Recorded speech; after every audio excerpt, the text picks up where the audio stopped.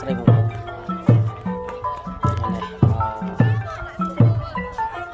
មកគោណា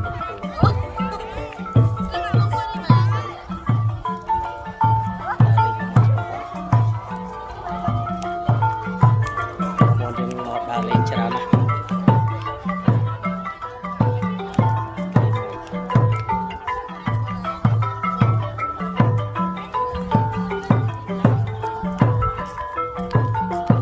ទេសភាពបងប្អូនចាំមើលទេសភាពបងបាំង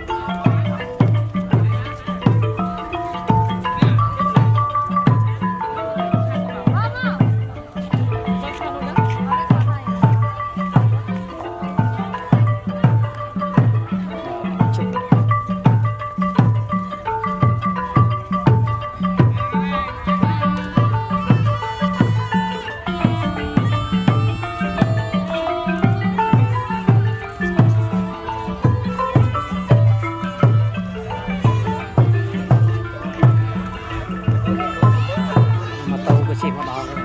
អូឡានកូនឡើងមកដល់ផ្លូវស្រួលស្រួល